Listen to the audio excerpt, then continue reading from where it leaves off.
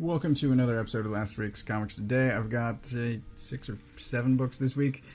One of them might get thrown on the floor. I haven't fully decided yet, but we're going to start this week with Bear, Pirate, Viking, Queen. This is the final issue. It was a 3-issue series. Most of issue 1 was Pirate with some Bear. Most of issue 2 was Viking with a bit of Queen. And I kind of thought issue 3 was going to be mostly Queen, and instead it's mostly Bear, which surprised me. But it is the most legible. So it does have the font that's easiest to read. Oh, man. There's a definite message in this, and if you don't pick up on it within the story itself, Lewis actually spells it out for you at the end. This is also not the easiest font to read, kind of spacing wise, but whatever. It's a very strange title, both individual issues and overall. Once I sort of understand what was happening, what the message that he was trying to convey was, it's hard to recommend, but the message is good. This is not one that I'm going to buy the collection of once this comes out. It was nice to read, I'll say that. It never went where I was expecting it to go. And it kept me entertained, but I can't recommend it in good conscience. It's just too weird. It's definitely too weird. I can't do it. Conan, issue 12. This is the end of an arc as well. They've been doing 4-issue arcs. This was also Doom, looking very much like Skeletor. So this was Conan in the past, teaming up with Kull. Doom was the surprise reveal at the end of the last issue. There's a fight. The art, there's a couple of weird looking faces. So the art, I don't think is as good. Of the 3 arcs so far, I think the first 4 issues are the best of the entire series. It is good, it's entertaining, it's still definitely leading up to the Blackstone stuff, that crossover event that's happening in a few months. Battle of the Blackstone. So I don't know. I'm still enjoying Conan, but those first 4 issues were so spectacular. I don't think the 2 subsequent arcs have been as good. It's still entertaining. It's still better than a lot of other stuff. It's just that first arc set the bar so high. I don't know. It's still good, still entertaining. If you're into Conan, this is some of the best stuff going on right now. Barbaric, this is the Born in Blood miniseries, issue 2, and I thought this was a 4-issue series, which surprised me at the time because the previous arcs had been 3, but it ends with a to be concluded, so I guess this one is also 3 issues, which is fine. I was just surprised by that. So, if you can see here on the cover, you might be spoiled by something that happens that's maybe a surprise. But this guy very much reminds me of 300. So this is Steel and Owen fighting against their former tribe.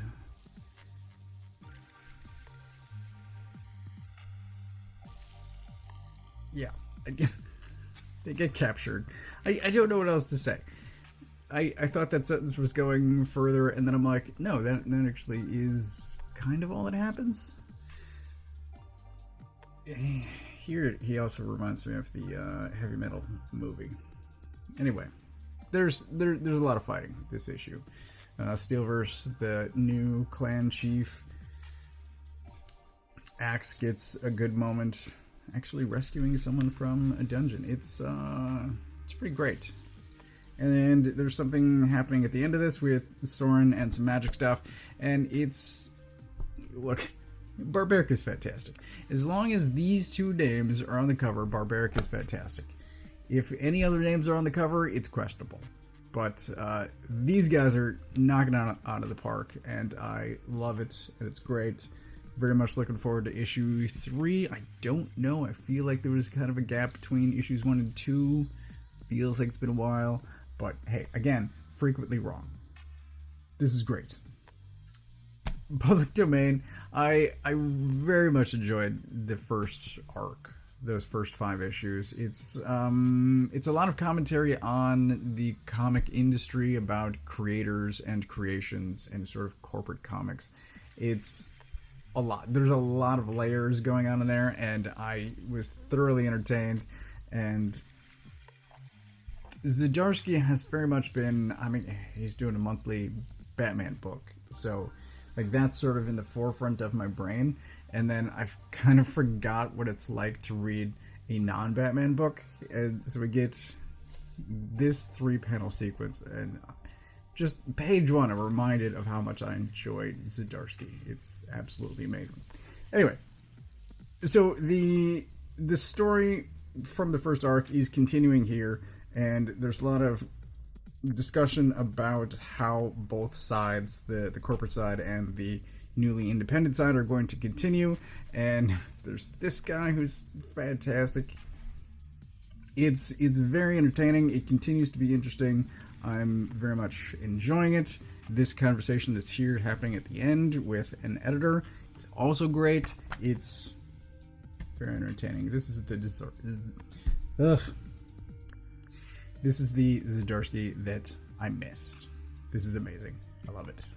Spider-Man Reign 2, Issue 1.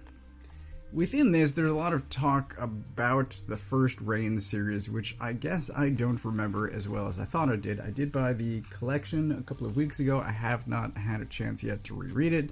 I might prioritize that because, as I said, there's a lot of talk. Just look at this panel. That's amazing. There's a lot of talk in this about things that I just don't remember. And I'm like, is that what happened? And I think I should be more up to date if I'm going to continue reading this, which I want to. I very much enjoyed this. It's such an insane world, and the art is amazing. It's very much reminiscent of Andrews did a 2 miniseries, I believe, possibly 3, Renato Jones, years back. And it's almost that same sort of elite versus street level going on here, but within the world of Spider-Man specifically. I don't think the rest of the Marvel Universe is really even mentioned. And this borderline cyberpunk, I mean, some of these backgrounds just look like Blade Runner or Akira. And the art's amazing. The story is fantastic. It's already fairly gut-wrenching. And there is a mostly naked Spider-Man, long-bearded, half-masked, trying desperately to swing around New York. It's highly entertaining. Wilson at the shop was looking forward to me mentioning how much I hated this book, and I don't know if he was joking or not, but I really enjoyed it. So if other people have a problem with this, I don't know what that is. I loved it. In absolute contrast, we have Absolute Power, which is trash. The art's nice, the writing is the worst I've read in quite some time. This is terrible. So let's start with these preview pages. These first few pages were put out as preview pages, I want to say a couple of months ago. So we've been living with this for a while, but there's 3 dudes here running away. 2 of the guns get eye-beamed, and still Superman gets shot. Like, did you not realize that there were 3? Did you not have time to eye-beam a 3rd gun before you got shot? I mean, I frequently talk about Superman being an idiot. This is Exhibit A. He is an idiot. I want to talk quickly about Waller and this message that she is supposedly sending the president, which is absolute garbage. Like, line 1 is 3 words, and you underlined one of the words. There are so many underlines. Like, half the words in this memo to the President of the United States are underlined. It's so incredibly stupid. It's short, it's utter nonsense, and so unprofessional. Like, there's no way Waller, operating at her level, would actually send this. It's so stupid. I want to talk about Batman for a bit. Batman, I'm not of the mindset that Batman should be everywhere, monitoring everything, know everything. But there's a comment about this stuff, these fake videos going out for 72 hours, and like 72 hours and you didn't know and you weren't doing anything about it is just a level of negligence that I find hard to believe. Also, The Flash, who is probably my most hated, like, high-profile, major superhero character, I hate The Flash so much. The guy can supposedly vibrate his way to other dimensions and run so fast that he could travel through time, right? But he's talking about being mobbed. And, like, you can't run fast enough to weave around a couple of dozen people? F*** you. God damn it, this is so stupid.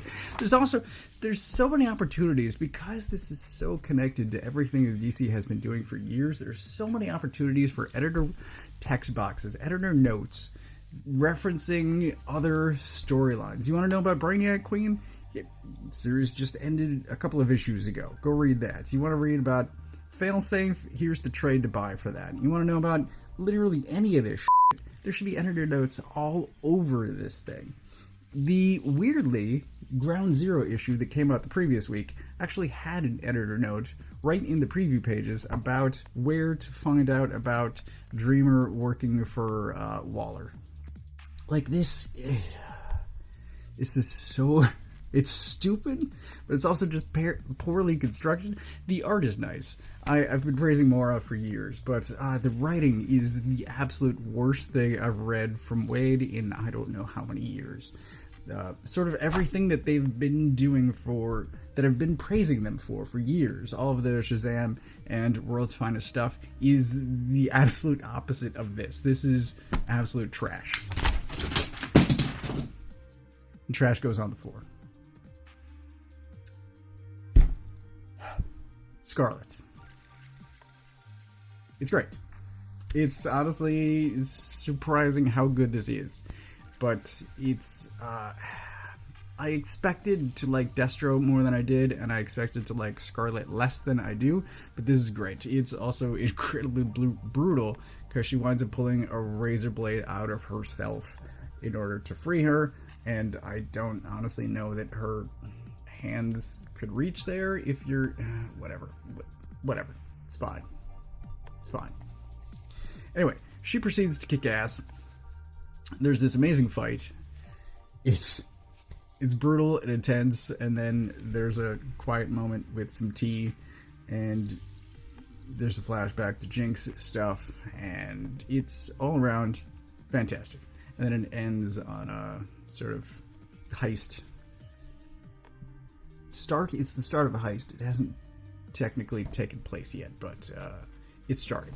And what I think I like the most is that this is so far removed from the Energon Transformers stuff that it's just straight espionage stuff. I mean, it's G.I. Joe, obviously, but it has nothing to do with Energon or Transformers, and for that I'm thankful. It's a nice little break from really the 3 series that have come so far, 4 counting Transformers, plus the upcoming G.I. Joe. It's kind of a breath of fresh air. It's fantastic. So that is everything that I got this week. I have not considered pick of the week. I'm giving it to, I think, Scarlett, which surprises even me. But Public Domain is great. Rain, I thoroughly enjoyed, and Barbaric, as always. So I'll name drop those as well.